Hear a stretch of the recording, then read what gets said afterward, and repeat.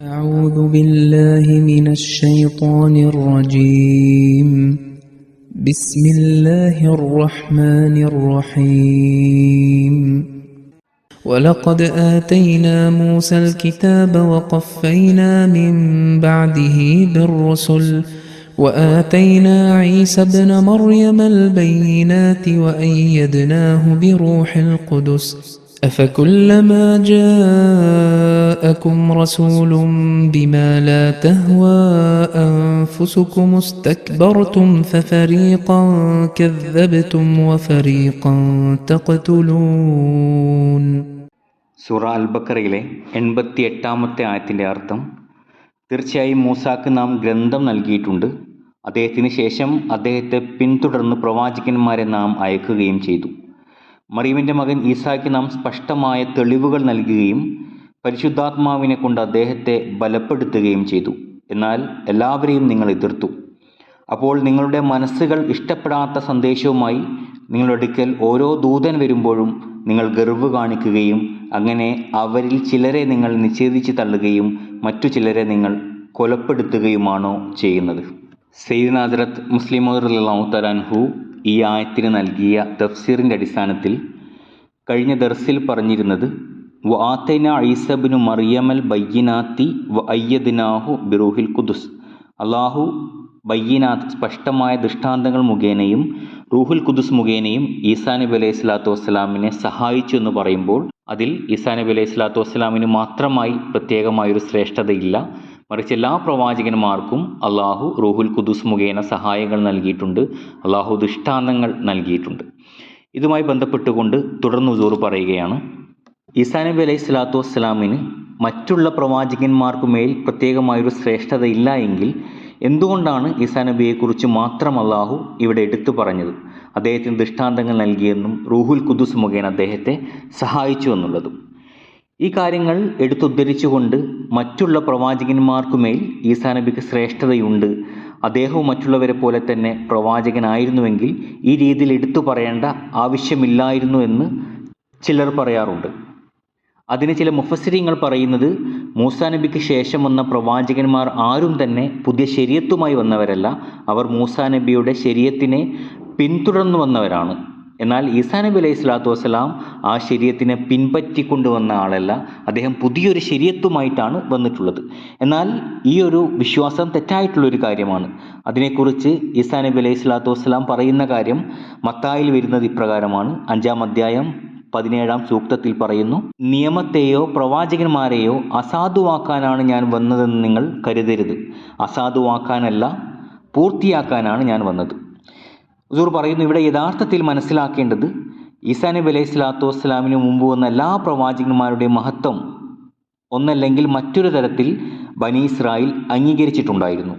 ചില പ്രവാചകന്മാരെ തുടക്കത്തിൽ അവർ നിഷേധിച്ചുവെങ്കിലും പിന്നീട് യഹൂദികൾ അവരെ അംഗീകരിച്ചിട്ടുണ്ട്. അതുപോലെ തന്നെ സക്കരിയ, യഹിയ എന്നീ പ്രവാചകന്മാരായിട്ട് അവർ വിശ്വസിക്കുന്നില്ല എങ്കിൽ പോലും അവർ സദ്വൃത്തരായിരുന്നു, പണ്ഡിതരായിരുന്നു എന്ന നിലയിൽ അവരോടുള്ള ബഹുമാനം കാണിക്കുന്നുണ്ട്. എന്നാൽ ഈസാ നബി അലൈഹി സ്വലാത്തു വസ്സലാമിനെ സംബന്ധിച്ചിടത്തോളം അദ്ദേഹത്തെ വളരെ മോശമായിട്ടാണ് യഹൂദികൾ കാണുന്നത്. വളരെ തെറ്റായ രീതിയിലുള്ള ആരോപണങ്ങളാണ് അദ്ദേഹത്തിനെതിരെ ഉന്നയിക്കുന്നത്. യഹൂദികൾ പ്രവാചകന്മാരെ എതിർത്തതിനെ കുറിച്ച് പറയുമ്പോൾ ഇവിടെ തീർച്ചയായും ഈസാ നബി അലൈഹി സ്വലാത്തു വസ്സലാമിൻ്റെ കാര്യം പ്രത്യേകമായ രീതിയിൽ എടുത്തു പറയേണ്ടത് നിർബന്ധമാണ്. കാരണം അദ്ദേഹത്തോടായിരുന്നു യഹൂദികൾ ഏറ്റവും അധികം മോശമായ രീതിയിൽ പെരുമാറിയത്. അതുകൊണ്ട് തന്നെ യഹൂദികൾ അദ്ദേഹത്തെ എതിർക്കുമ്പോൾ അദ്ദേഹത്തിന് മറ്റുള്ള പ്രവാചകന്മാർക്ക് ലഭിച്ചതുപോലെയുള്ള ദൃഷ്ടാന്തങ്ങൾ ലഭിച്ചിരുന്നു എന്ന് പറയേണ്ടത് നിർബന്ധമായിരുന്നു. അതുകൊണ്ടാണ് അള്ളാഹു ഇവിടെ ഈസാ നബി അലൈഹി സ്വലാത്തു വസ്സലാമിൻ്റെ കാര്യം പ്രത്യേകമായ രീതിയിൽ എടുത്തു പറഞ്ഞിട്ടുള്ളത്. യഹൂദികൾ ഈസാ നബി അലൈഹി സ്വലാത്തു വസ്സലാമിനെതിരെ 2 ആരോപണങ്ങളായിരുന്നു ഉന്നയിച്ചിരുന്നത്. ഒന്ന്, അവിടുന്ന് ഒരു ദൃഷ്ടാന്തവും കാണിച്ചില്ല. മറ്റൊന്ന്, നഊദു ബില്ലാഹ്, ശൈത്താൻ്റെ ആത്മാവ് അദ്ദേഹത്തിൽ വന്നിരുന്നു എന്നുള്ളതാണ്. ഇതിൽ അദ്ദേഹത്തിൻ്റെ ദൃഷ്ടാന്തം കാണിക്കുന്നതുമായിട്ടുള്ള കാര്യത്തെക്കുറിച്ച് മത്തായിൽ പറയുന്നു. 12-ാം അധ്യായം 38-ാം സൂക്തത്തിൽ, അപ്പോൾ നിയമജ്ഞരിലും ഫരിസേയരിലും പെട്ട ചിലർ അവനോട് പറഞ്ഞു, ഗുരു, നിന്നിൽ നിന്നും ഒരടയാളം കാണാൻ ഞങ്ങൾ ആഗ്രഹിക്കുന്നു. അവൻ മറുപടി പറഞ്ഞു, ദുഷിച്ചതും അവിശ്വസ്തവുമായ തലമുറ അടയാളം അന്വേഷിക്കുന്നു. യോനാ പ്രവാചകന്റെ അടയാളമല്ലാതെ മറ്റൊരടയാളവും അവർക്ക് നൽകപ്പെടുകയില്ല. യോന 3 രാവും 3 പകലും തിമിംഗലത്തിൻ്റെ ഉദരത്തിൽ കിടന്നതുപോലെ മനുഷ്യപുത്രനും 3 രാവും 3 പകലും ഭൂമിക്കുള്ളിലായിരിക്കും. ഈ ആയത്തിൽ യഹൂദികളുടെ ആരോപണങ്ങളെയാണ് വിശുദ്ധ ഖുർആൻ എതിർത്തിരിക്കുന്നത്. ഈസാ നബി അലൈഹി സ്വലാത്തു വസ്സലാം മുഖേന വലിയ വലിയ ദൃഷ്ടാന്തങ്ങൾ പ്രകടമായി എന്നാണ് അള്ളാഹു ഖുർആനിൽ വിവരിക്കുന്നത്. എന്നാൽ ദുഃഖകരമായ കാര്യം, ഈസാ നബി അലൈഹി സ്വലാത്തു വസ്സലാം കാണിച്ച ആ ദൃഷ്ടാന്തങ്ങളെക്കുറിച്ച് ഇഞ്ചീലിലും പൂർണ്ണമായ രീതിയിൽ വിവരങ്ങൾ ഇല്ല. അദ്ദേഹം കാണിച്ച ദൃഷ്ടാന്തം അവർ അതിനെയും സംശയത്തിൻ്റെ നിഴലിലാക്കിയിരിക്കുകയാണ്. അതിനെക്കുറിച്ച് അദ്ദേഹം പറഞ്ഞത് യോനാ പ്രവാചകന്റെ ദൃഷ്ടാന്തമല്ലാതെ മറ്റൊരു ദൃഷ്ടാന്തം നിങ്ങൾക്ക് നൽകപ്പെടുകയില്ല എന്നുള്ളതായിരുന്നു. അതായത് യൂനുസ് നബി അലൈഹി സ്വലാത്തു വസ്സലാം 3 രാത്രിയും പകലും മീനിൻ്റെ ഉദരത്തിൽ കഴിയുകയും ജീവനോടുകൂടി തിരിച്ചു വരികയും ചെയ്തു. എന്നാൽ ഈസാ നബിയുമായി ബന്ധപ്പെട്ടുകൊണ്ട് അവർ വിശ്വസിക്കുന്നത് അദ്ദേഹം കുരിശിൽ തന്നെ മരണപ്പെട്ടു, പിന്നീട് ജീവനോടുകൂടി ഉയർത്തപ്പെട്ടു എന്നുള്ളതാണ്.